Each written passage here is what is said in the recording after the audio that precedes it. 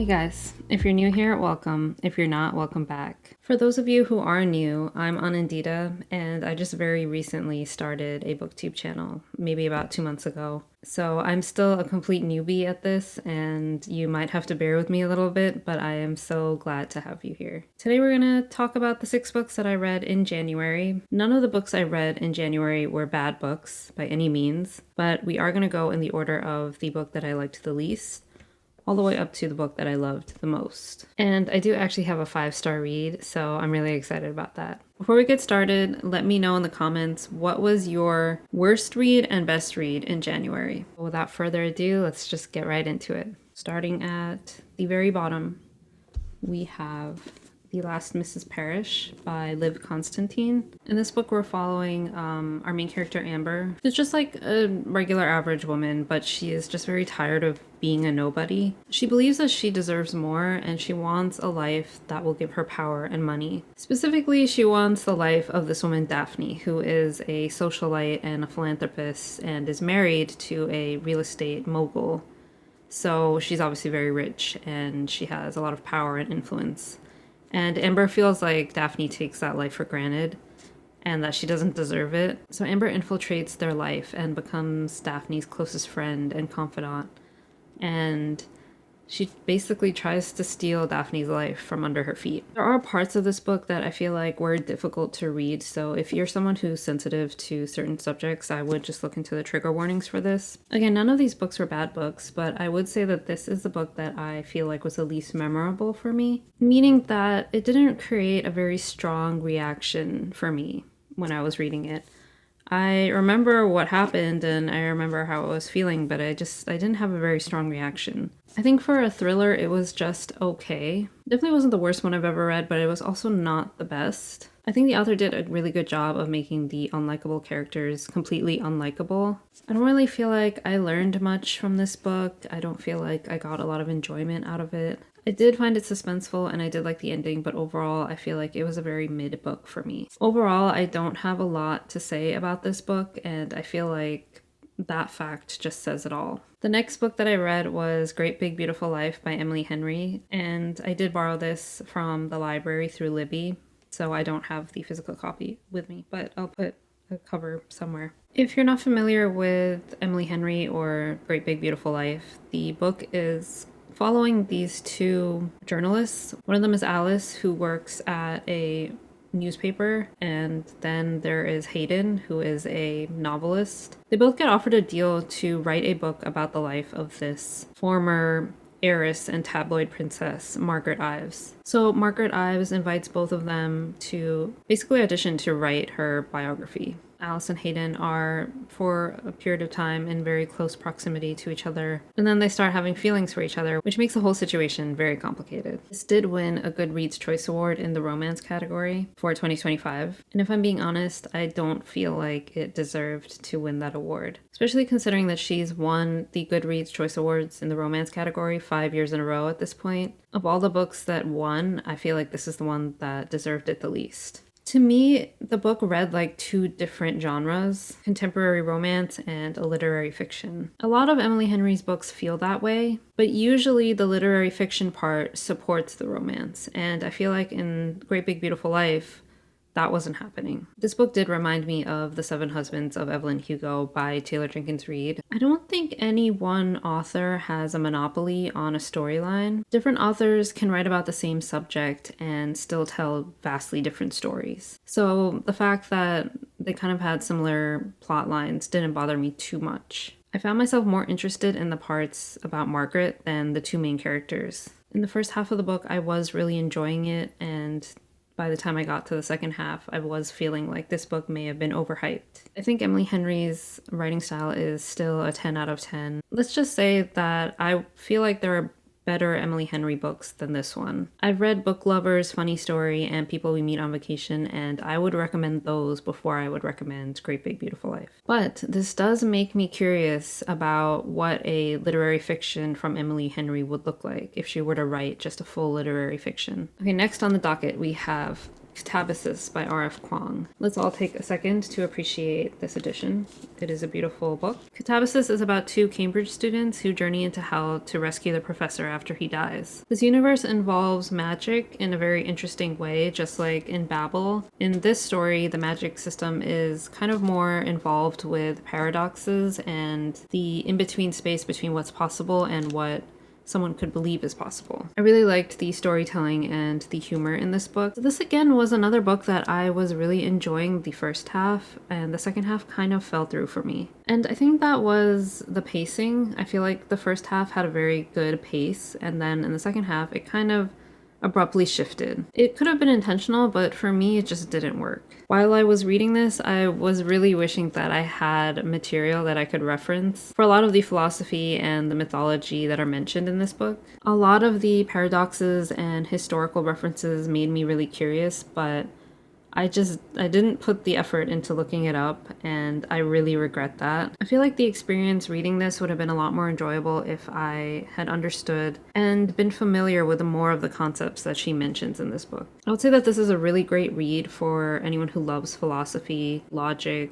and even mythology to some extent. Even my husband started reading this, and he doesn't really read much, so I feel like that is pretty high praise for R.F. Kuang. I think most likely the reason why I didn't love this book is because I may not have been the right audience for it. Then after Katabasis, I picked up Mistborn by Brandon Sanderson. The world in this book is basically like a wasteland. Ash is constantly falling from the sky, plants don't grow, and at night there is this mist that everyone is afraid of. People in this world don't venture out at night because of the mist. The entire world has been ruled by this Lord Ruler for 1,000 years, and also the aristocracy in this world, and everyone else that is not aristocracy is considered ska. The events of this book kind of follow this rebellion that happens against the Lord Ruler. The rebellion is led by this criminal mastermind and this young girl who's essentially just a street urchin when the story starts. And there is a magic system in this story that involves metals. These powers are something that you have to be born with. It's not something that you can learn. And anyone who has the ability to gain powers from metals is considered a Mistborn. Not Mistborn, but Mist something. This is probably the read for this month that I was the most heartbroken over. I really expected to love this as much as everyone else does, and the fact that I didn't makes me question if there's something wrong with me. It's entirely possible. But this was also a buddy read, and the friend that I read it with, she also felt the same way. We both rated it about the same. This was ruined for me a little bit by the internet because I've seen a lot of creators reacting in a certain way to events in this book. I kind of knew to expect one of the biggest twists in the story. Sometimes the internet really is a problem. For me, I felt like parts of the magic system didn't really make sense. And I also felt like the character of Vin didn't really make sense sometimes.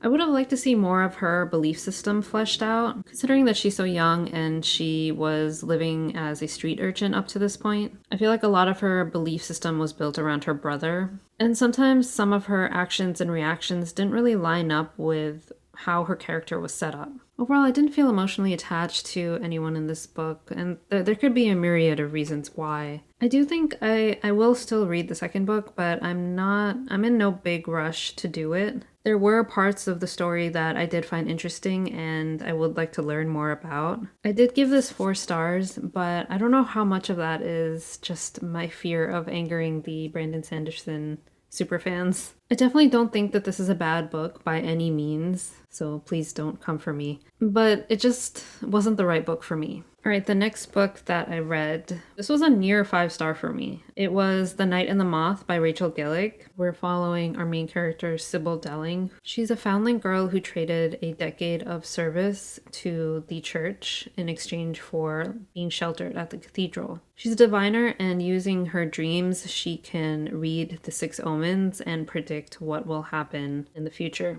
The whole religion is kind of built around this cathedral and these omens. Near the end of her decade-long service, a mysterious and very rude knight visits the cathedral, and soon after, her other foundling fortune-telling sisters start disappearing, and She has to figure out what's going on with the help of this knight. I picked up this book despite the fact that it was not in my January TBR challenge, because I had really wanted to read it and I had a good feeling that I would like it. I became a big fan of Rachel Gillig's after reading the Shepherd King series. I can't really decide if I like the Shepherd King series or this book more, but I do know that I love the gothic folklore-like stories that she writes. Surprisingly, the romance was the part that I liked the least. At first, I was really into it. It felt very slow burn, but by the end, I really couldn't care less. I love the characters more so on their own than I did as a couple. The world that this book is set in is very small, so I wouldn't expect very complex or large world building.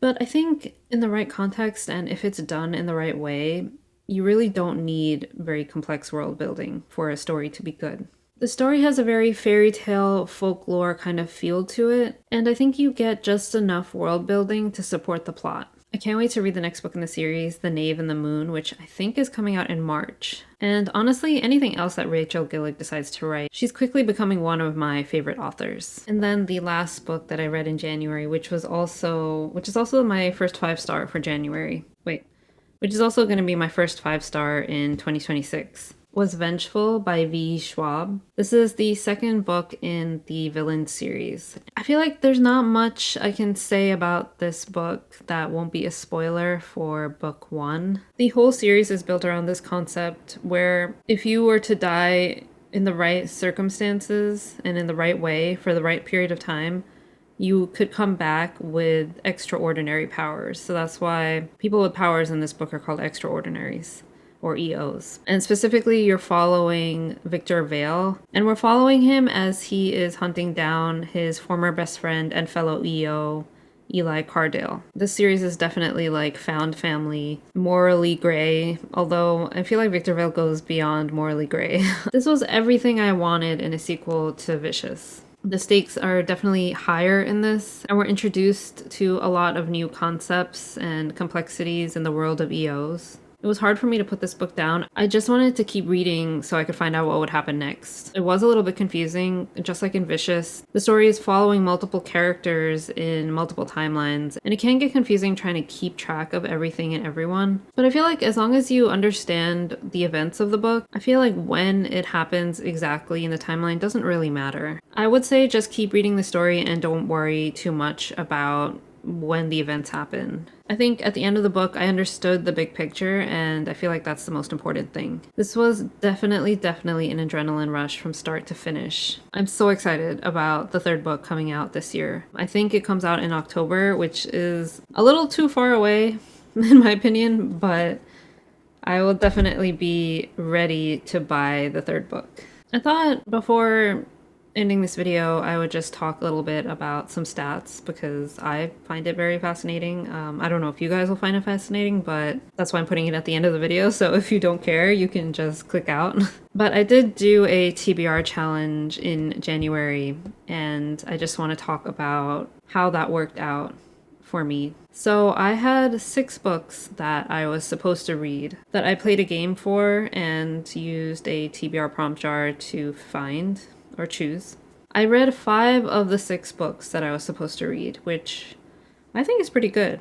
I ran out of time. I think I would have had enough time to read all 6 if I hadn't read that one book that was not part of the challenge, which was The Night and the Moth. But I'm still glad that I got to read that. I'm glad I was able to fit it into this month because it was a book that I was very interested in reading. The book that I didn't end up reading that I was supposed to read in January was Legendary by Stephanie Garber. This is the second book in the Carvel series. And I think what I'm going to do is I'm just going to push this into February and put it into my February TBR. 4 of the 6 books that I read were from my physical TBR, which is great. 2 out of the 6 books were from the library. So none of the books I read were books that I bought this month, but I did go over the 2 book limit that I had given myself. I did buy 5 books in January, which is more than I said I was allowed to buy, but it's okay.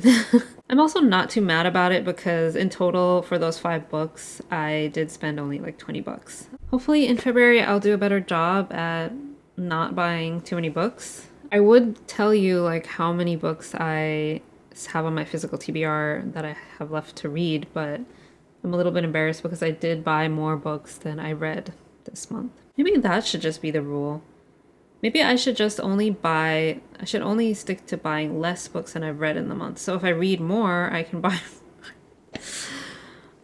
that doesn't sound like a good idea. But anyway, yeah, so that's everything that I read in January. I don't think I'm going to be doing a February TBR. Or maybe I will. I don't know. Should I just film that right now? I could. So that's everything that I read in January. I'm looking forward to a new reading month, and thank you for watching. Please subscribe if you enjoyed this video and want to see more, and I will see you soon.